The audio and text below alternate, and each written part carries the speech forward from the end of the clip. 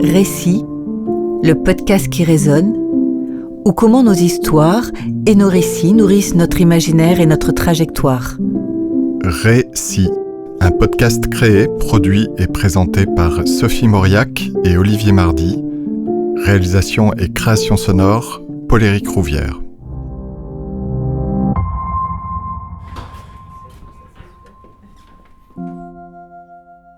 Alors, le studio, c'est dans la cour. Bertrand, il arrête pas de faire des tours et de toucher les guitares. Ben oui, quand on fait de la musique, on joue. Donc, être dans un studio comme ça, qui a un super studio, c'est comme un enfant qui arrive dans une salle de jeu, quoi.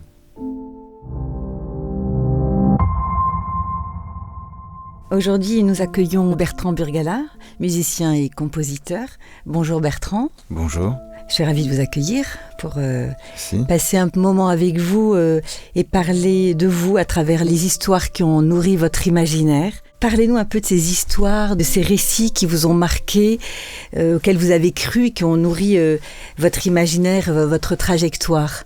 J'ai pas eu un livre qui a changé ma vie. Et si ça avait été le cas, peut-être que j'aurais pas fait de musique, parce que j'ai trouvé peut-être dans la musique une façon d'exprimer ou de ressentir en l'écoutant des choses justement que je parvenais pas autrement à retrouver dans le langage, dans les autres langages, que ça soit dans la parole. Donc il y avait des choses que je pouvais ressentir, que je pouvais entendre par la musique. Et si ça n'avait pas été le cas, je ne pense pas que j'en aurais fait. Et je pense que j'aurais très difficilement fait de la musique, mais s'il n'y avait pas eu des compositeurs à partir de Debussy qui l'avaient rendue justement plus mystérieuse. Je trouvais que la musique, quand j'ai commencé le piano vers 6 ans, les choses qu'on apprenait à l'époque ou au conservatoire au début me paraissaient tellement codifiées. Elles étaient excellentes, évidemment. En plus, sans ces compositeurs-là, les compositeurs que j'aime, les Ravel, pour rester dans la musique classique, sûrement n'auraient pas existé, en tout cas sans cet héritage-là. Mais c'était tellement codifié, la fugue, le contrepoint, mais tout était très précis, beaucoup plus que dans la littérature. On va pas dire, si vous faites un roman, il faut qu'il y ait une résolution à la fin, il faut qu'il se termine comme ça. Disons qu'il y a une part de la grammaire dans la musique qui peut être très importante. Et à partir de la fin du 19e siècle, je trouvais que c'était beaucoup plus mystérieux, plus imprévisible, et ça pouvait vraiment m'emporter comme ça. Et finalement, les récits imaginaires, je les ai retrouvés peut-être dans certaines fictions, effectivement. Et, la première qui me vient à l'esprit, c'est un film, alors lui qui a vraiment changé ma vie, que j'ai vu quand j'avais 5 ans à la télévision. J'ai mis des années à retrouver ce que c'était. C'était encore, je crois, le jeudi qu'on n'avait pas classe à l'époque, et j'ai vu ça un jeudi après-midi, donc en 68, en printemps 68 à la télévision, et c'était 2 enfants qui rentraient dans une fusée. C'était très onirique. Les adultes leur couraient après. Je pensais que c'était un film américain. Ils étaient blonds, ça faisait très Amérique. Les fusées à l'époque, c'était américain. Et j'ai recherché. J'ai cherché ce que ça pouvait être. Et il y a à peu près une vingtaine d'années, j'ai compris que c'était un film tchèque qui s'appelait Automate des désirs, en français, ou les chevaliers des rêves. Voilà, les chevaliers du rêve, ça avait été traduit comme ça. Et j'ai cherché absolument à le retrouver. J'étais allé voir l'ambassadeur de la République tchèque pour essayer. Et en fait, quand j'ai fini par retrouver la trace, Pinkava, qui était l'auteur, Joseph Pinkava, venait de mourir. Et en fait, on a pu, en 2007, grâce à une carte blanche de Ciné-Cinéma, ils ont réussi à retrouver le film, on a pu le diffuser à la télévision. Et là, je me suis rendu compte qu'en fait, beaucoup de ce que j'ai pu faire après découlait de ça, parce qu'il y avait une machine qui faisait de la musique, et c'était tout ce que j'ai pu essayer de faire après, beaucoup de ça vient de la vision de ce film, en fait.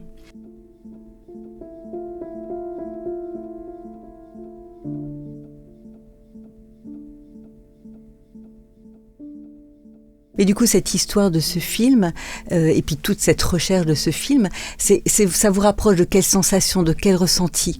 Quand vous dites c'est par la musique, en fait, c'est cette grammaire-là que j'ai trouvée pour m'aider à être au plus proche de ce que je ressentais. Est-ce que vous pouvez nous en parler un petit peu? Oui, c'est que je pense que... je suis moins mélancolique que j'étais avant, mais c'est grâce à la musique, d'une certaine façon. Mais je me souviens, à 5-6 ans, j'ai eu des flashs comme ça, l'été, surtout avec des visions un peu ensoleillées, d'entendre des tondeuses à gazon et des moments comme ça qu'on peut avoir un peu de désarroi, mais on ne sait pas trop comment les appréhender. Et c'est des choses qui sont très difficiles à transposer, je trouve, par exemple, dans l'image. Donc pour moi, des films qui ont un peu de mystère, un peu d'enchantement, il n'y en a pas eu tant que ça au cinéma. Ceux qui m'ont marqué, c'est Marianne de ma jeunesse, comme ça, de Duvivier. D'une certaine façon, le cinéma de Tati, il y a aussi ça. Playtime, tout ça, il y a une poésie issue du réel. Je pense aussi au film de Jean-Daniel Paulet, un film comme L'Acrobate. Donc un mélange de réalisme et puis de quelque chose d'un peu mystérieux qui nous fait un petit peu rêver, mais ancré quand même dans la réalité, ce qui fait que j'ai jamais été sensible. Les grandes sagas, genre Seigneur des Anneaux, tout ça m'a jamais intéressé. En revanche, dans la littérature fantastique, j'étais plus intéressé par Ballard ou Cadic que Dune ou des choses comme ça.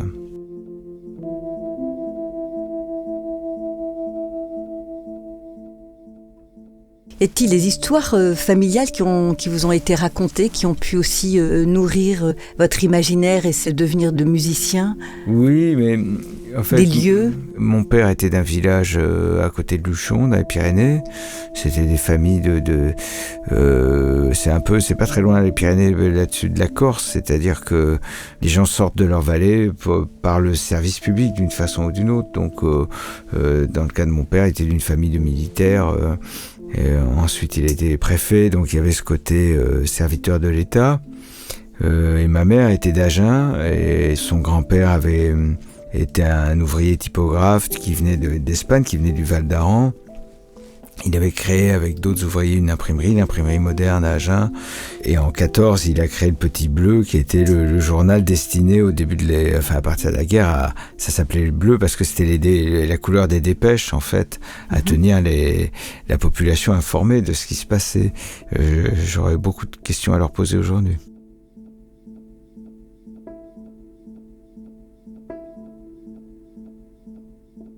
Vous êtes musicien, vous composez, vous accompagnez aussi des artistes. Comment aimez-vous les accompagner? Comment aimez-vous explorer leur champ imaginaire aussi, leur champ musical? En fait, j'ai commencé professionnellement la musique. Je ne savais pas comment faire ça. J'avais fait du piano classique, j'avais fait de l'orgue. Je ne savais pas comment appréhender la musique, rentrer dans cette industrie. Donc au début, j'ai commencé en faisant les disques des autres, à arranger des disques, à les produire au sens artistique. Il faut avoir à la fois des connaissances musicales, des connaissances techniques, mais ce que j'ai appris aussi, c'est des connaissances psychologiques. En studio, il faut arriver à empêcher l'artiste de se tendre lui-même des pièges. Quelqu'un qui est en studio, qui fait son disque, c'est comme être en bateau ou en montagne avec quelqu'un. Donc tout d'un coup, on va voir des gens qui sont pris par la panique d'une certaine façon. Et il faut arriver à les protéger contre eux-mêmes, ce qui n'est pas toujours facile. Donc il y a quand même tout ce rôle un petit peu psychologique en studio, mais qui est très intéressant. Et c'est aussi quand on travaille avec d'autres, même avec des réalisateurs au cinéma, c'est aussi des questions psychologiques et des questions de dialogue. Un réalisateur qui vous dit je sais pas ce que je veux pour cette séquence, mais je veux pas de violon, il y a une chance sur 2 pour qu'il veuille du violon s'il vous dit ça. Donc il faut arriver à bien comprendre. Et donc tout cet aspect psychologique, il est intéressant. Alors après, j'ai monté mon label parce que je travaillais pour des maisons de disques en Angleterre, en Belgique, parfois en France, mais j'avais beaucoup de mal à convaincre pour les projets, moi, qui me paraissaient intéressants. Donc j'ai fini par les faire moi-même, mais en pensant que d'autres personnes les prendraient en licence. Enfin, j'ai été obligé à chaque fois d'avancer un peu plus dans le processus de fabrication. Mais aujourd'hui, quand je produis des artistes pour le label, des artistes comme Chassol ou comme Catastrophe, quand ils me parlent qui me disent je veux faire un disque sur tel, comme ci, comme ça, sur tel genre de mon prochain projet, je voudrais qu'il soit comme ça, je vais essayer de comprendre pourquoi ils veulent faire ça. Et j'essaierai de voir si c'est pour de bonnes raisons. S'il n'est pas en train de lui-même de se tendre un piège. Mais à la fin, j'essaierai de l'amener... Enfin, moi, je considère que mon rôle de producteur, c'est de les amener le plus loin possible dans ce qu'eux veulent faire.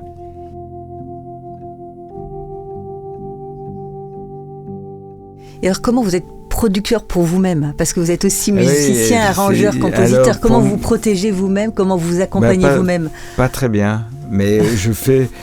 En fait, j'essaie de... je fais des disques d'une façon très instinctive. Je me dis quand je fais un disque, est-ce que c'est vraiment ça? Il y a une question de justesse dans ce que je veux. Je me demande si c'est vraiment ce que je veux exprimer. Et la question que je me pose, c'est celle-là. Et après, j'essaie de faire en sorte que ça soit le plus clair possible. Mais presque mes disques, une fois qu'ils sont finis, il faudrait que je les reprenne à zéro en tant que producteur. Et que je me dise, et que je sois beaucoup plus détaché. Mais en tant qu'arrangeur, par exemple, souvent les meilleurs arrangements que j'ai faits, c'est pour des morceaux que j'aimais pas.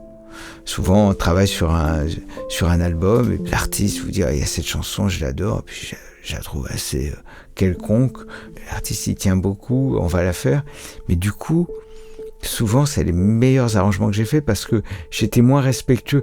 Quand on vous joue quelque chose juste à la guitare ou au piano et que c'est sublime, on a peur de le gâcher. Donc on est très timide.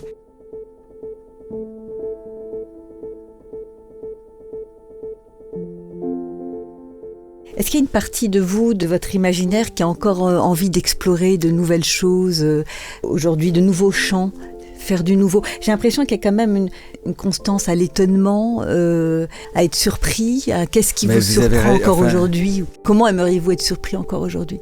J'ai pas envie, par exemple, là j'ai sorti un disque au printemps, je suis très heureux parce qu'il était très bien perçu, je me sens pas incompris, mais j'ai pas envie, j'ai jamais eu envie de répéter une formule, donc à chaque disque, j'essaie d'avoir le sentiment de progresser, et en même temps je considère que si on veut progresser, il faut éviter le changement cosmétique, c'est-à-dire qu'on peut complètement se transplanter en musique, changer, virer tous ces musiciens, aller dans un autre pays, dans un autre lieu, dans un autre environnement, et tout d'un coup, on aura l'impression de se renouveler.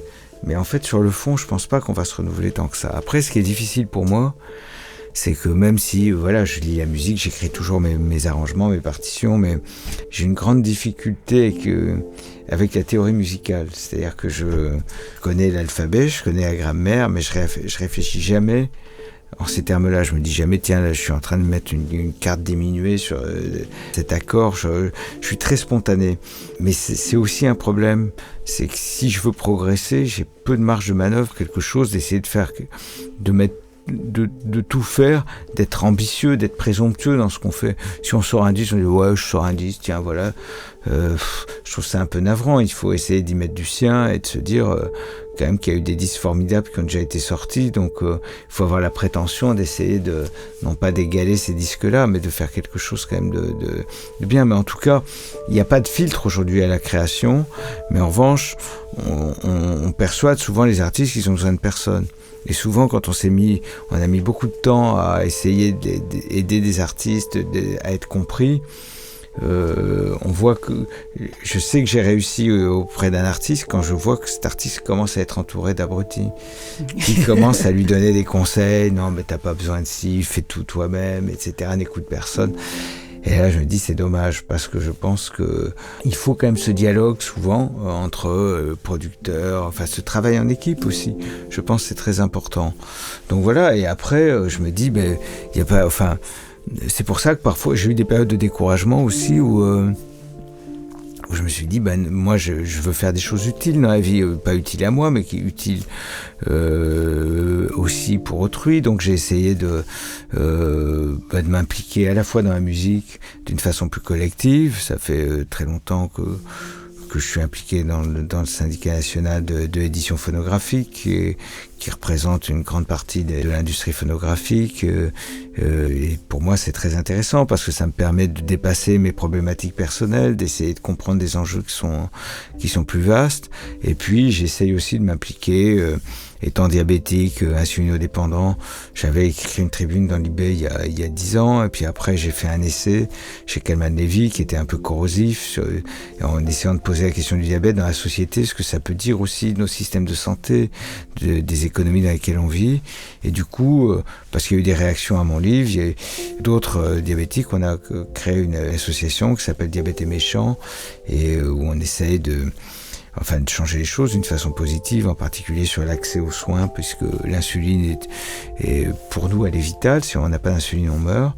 Et un diabétique comme nous sur 2 dans le monde aujourd'hui meurt parce que cette hormone est vendue avec des marges qui sont complètement injustifiées. Elle a été inventée il y a 100 ans. Les inventeurs avaient donné leur brevet pour qu'on puisse sauver les vies. Et il y a 3 laboratoires dans le monde qui se partagent le marché, qui empêchent tous nouveaux entrants de venir. Et pour nous, c'est une question absolument fondamentale. Et donc, j'essaie de m'impliquer là-dedans. Voilà, j'essaie de faire d'autres choses. J'ai la chance, j'ai des sollicitations qui sont... qui me font très plaisir. Là, on parle de rêve. Quand j'ai découvert Rock et Folk, j'avais 13 ans.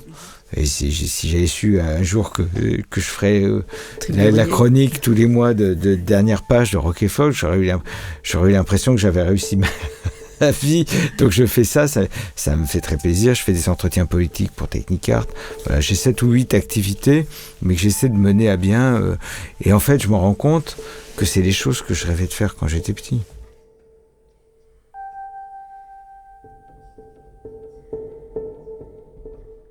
Il y a une indépendance, il y a une audace, il y a une volonté d'être décalé ou d'être... Alors, je veux pas être décalé, je veux pas être original, mais c'est intéressant, vous avez raison, parce que je pense qu'il y a rien de plus normal que de vouloir être original, surtout aujourd'hui avec le marketing qui nous pousse vers ça. C'est pas ça. Moi, en tant que label, je considère que j'ai pas de sens commercial. J'ai pas cet instinct-là. Je fais la musique que je voudrais écouter, mais au moment où je voudrais écouter, je suis rarement en osmose avec le reste de la société. Mais en revanche, j'essaie de compléter ce qui existe déjà. Un artiste qui vient me voir, qui me dit « j'ai déjà une offre de Sony », je dis « allez chez Sony, vous aurez un confort que vous n'aurez pas avec nous. Nous, on va se battre, ça va être compliqué. On a des relais de croissance que les autres ont et que nous, on n'a pas. On n'a jamais eu un artiste qui est passé dans des émissions grand public comme Taratata ou chez Ruquier. Donc c'est plus difficile.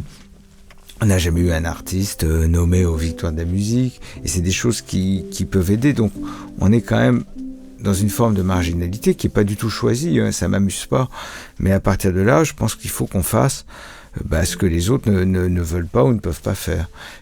Mais j'aurais aimé faire un label plus bubblegum où on fait de la musique pour adolescents en essayant qu'elle soit bien faite et en même temps qu'il soit un peu plus conçu comme plein de musiques géniales ont été faites, comme Motown était fait comme ça, c'est-à-dire des gens qui faisaient des tubes comme on fabriquait des voitures, avec un contrôle de qualité et tout ça, mais je ne sais pas faire ça. En tout cas, je ne sais pas faire ça dans la situation actuelle. Oui, on sent bien que vous êtes très sincère. J'essaye. En tous les cas, vous l'essayez, mais c'est ce qui ressort, et que vous dites ce que vous pensez. En termes d'imaginaire, mais d'histoires qui ont pu vous nourrir aussi petit ou adolescent, alors d'histoires musicales, d'histoires cinématographiques, d'histoires de voyage, d'histoires... Qu'est-ce qui a pu aussi amener Bertrand justement à être audacieux, indépendant, sincère Je me rends pas compte, mais je pense que le diabète, maintenant je me rends compte que ça a beaucoup joué, parce que je suis devenu diabétique à 11 ans. Aujourd'hui encore, il y a énormément d'ignorance, y compris de la part de beaucoup de soignants. Et quand un enfant devient diabétique, on lui dit « c'est rien, ça se soigne très bien maintenant », c'est totalement faux. Mais attention, si tu te conduis mal, c'est-à-dire si tu n'as pas les résultats que, la bureaucratie sanitaire attend de toi, là tu vas être puni. Donc il y a une pédagogie noire. On dit tu perdras tes jambes, tu seras amputé, tu seras aveugle, etc. Et donc, un enfant ou un adolescent diabétique vit avec ces menaces permanentes. Tu seras puni parce que personne n'arrive jamais à rentrer dans les cadres que donnent ces soignants qui ne sont pas diabétiques, qui ne comprennent pas la difficulté de ce que ça peut être et qui donnent des injonctions qui sont complètement irréalistes. Donc ça culpabilise.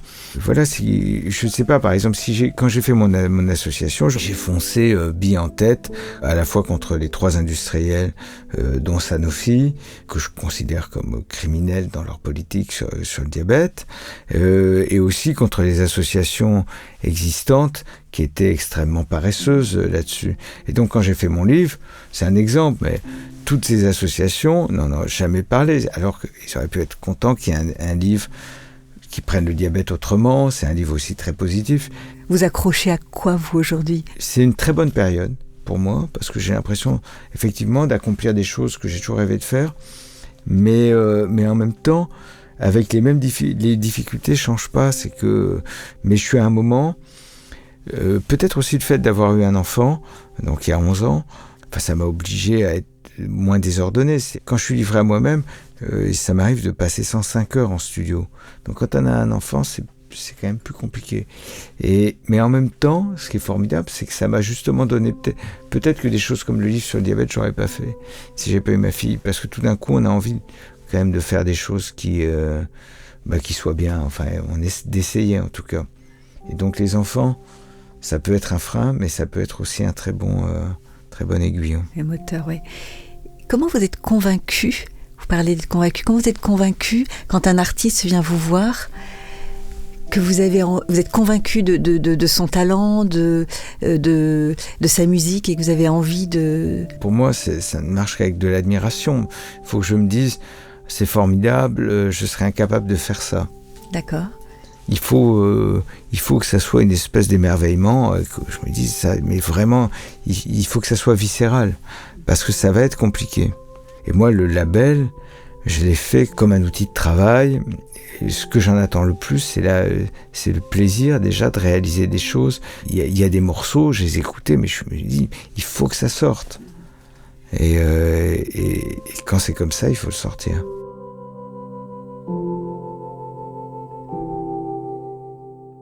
Donc vous parliez d'admiration. Je sais que vous aviez de l'admiration pour Debussy, pour Ravel. Quel autre...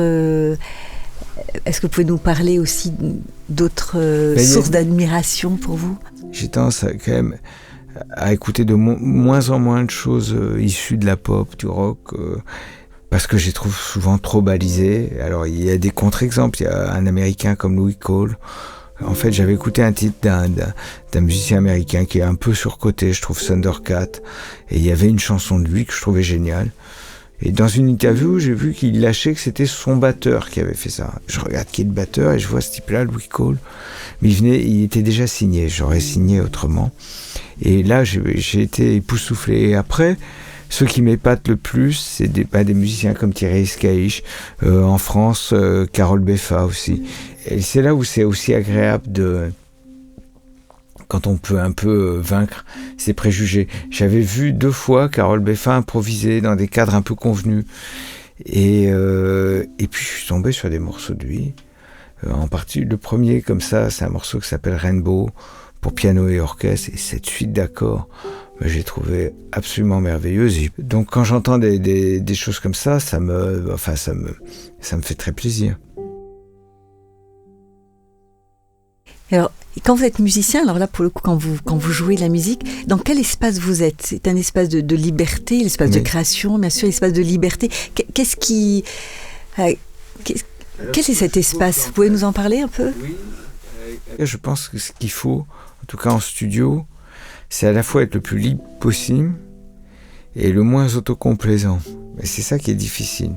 Donc il ne faut pas se censurer. Donc souvent j'ai tendance à improviser, beaucoup.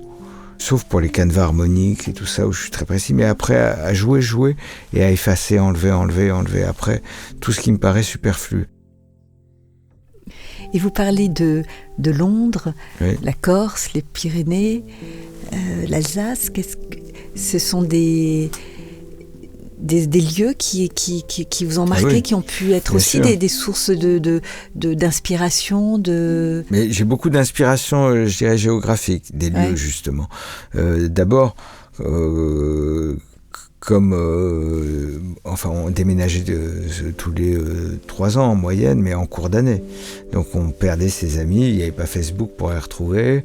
On arrivait dans un endroit nouveau, on n'était pas toujours bien accueillis. On arrive en milieu d'année, on est fils du préfet en Corse, un peu après Aléria. C'est pas très, le comité d'accueil n'est pas toujours très agréable. Mais du coup, il faut avoir très vite des repères. Donc toutes les villes où j'ai grandi, Mont-de-Marsan, Vannes, Colmar, Bobigny, Ajaccio, Dijon, je les connais par cœur. Aujourd'hui, je peux retrouver le chemin de l'école maternelle pour aller à Mont-de-Marsan, je peux vous dire où j'étais dans la classe, je peux vous dire où sont les toilettes 55 ans après. Et après, il y a des lieux, effectivement, qui m'inspirent, des souvenirs comme ça. vous pouvez nous en donner quelques Je sais pas, exemples. déjà moi j'ai la chance maintenant de vivre dans un endroit qui m'inspire beaucoup. Pendant longtemps j'ai vécu au Batignolles parce que c'était un souvenir d'enfance. On était arrivé à Paris, mes parents quand j'avais 2 ans, j'étais né en Corse, mon père était sous-préfet en Corse à l'époque, et puis on était arrivé à Paris, on a été à Paris pendant 2 ans, et mes parents habitaient d'abord dans le 14e et après près de la Porte d'Asnières. Et j'adorais le square des Batignolles parce qu'il y avait un gardien corse et j'avais une nounou corse. Donc j'étais le petit roi quoi dans le parc. Alors que j'étais allé au parc Monceau, j'étais revenu terrorisé parce que j'avais marché sur l'herbe et le gardien a dit qu'il allait me couper les oreilles. Donc ça m'avait. Donc les Batignolles, c'était un endroit comme ça. J'avais ce souvenir et quand j'ai eu la possibilité d'y vivre, j'ai fait. Mais après, depuis quelques années, j'habite à côté de la Défense et c'est un quartier qui m'a aussi toujours beaucoup inspiré. Et j'ai un grand plaisir à vivre là, à m'y promener. Et je trouve que c'est un quartier très intéressant. Mais c'est un quartier qui m'inspire beaucoup. Merci beaucoup Bertrand.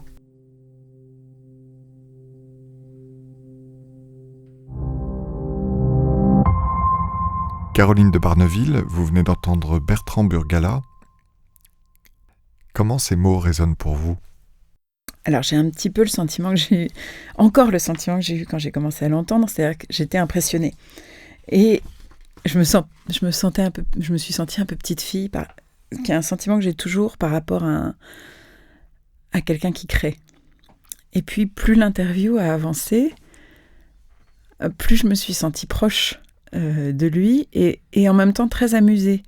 J'aime beaucoup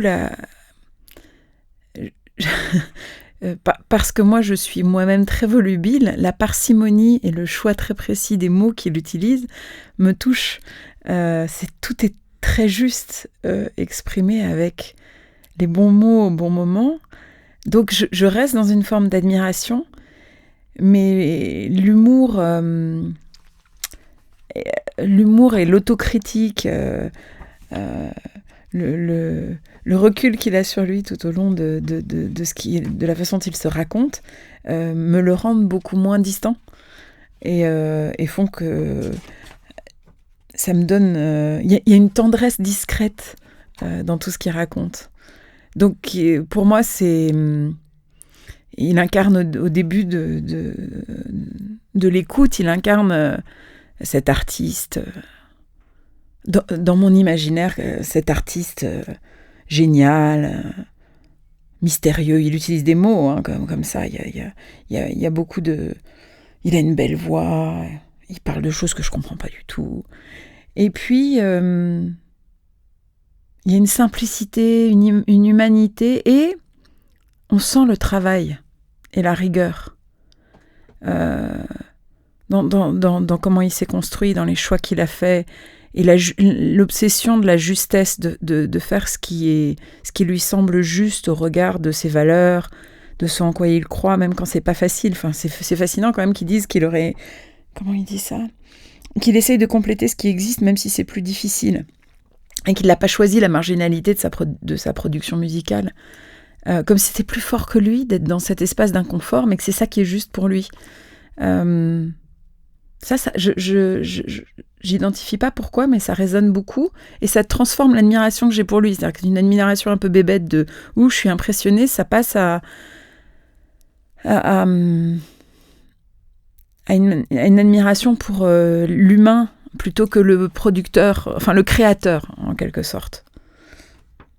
Et j'aime beaucoup, là où je me suis peut-être aussi rapprochée, parce que ce qui a résonné avec moi, c'est je me suis dit, c'est marrant, moi j'ai un complexe personnel de ne pas être créatrice, mais j'ai trouvé ça extraordinaire qu'ils disent qu'une des choses importantes qu'il sait faire et sur lesquelles il s'est appuyé pour devenir créateur, c'est sa capacité à aider les autres à se révéler, à aider les autres à trouver en les protégeant contre eux-mêmes. Et c'est marrant parce que dans cette discipline conspuée qu'est le marketing, c'est vraiment un exercice fondateur. On n'a pas de... Il y a effectivement des brillants esprits qui ont des idées extrêmement originales, qui comprennent les gens d'une façon très, très, très, très acérée, qui voient ce que d'autres ne voient pas. Mais la plupart des gens ne se rendent pas compte qu'ils le voient, qu'ils le savent, parce qu'on a essayé de normer mon métier. On apprend à l'école à le faire. En vrai, c'est juste une question de bon sens et d'écouter ce qu'on dit. Et ça m'a beaucoup touchée. Et le protéger contre eux-mêmes, ça c'est drôle. Je sais pas pourquoi, mais ça résonne. C'est vrai qu'on est souvent son meilleur ennemi, quoi. Merci beaucoup, Caroline.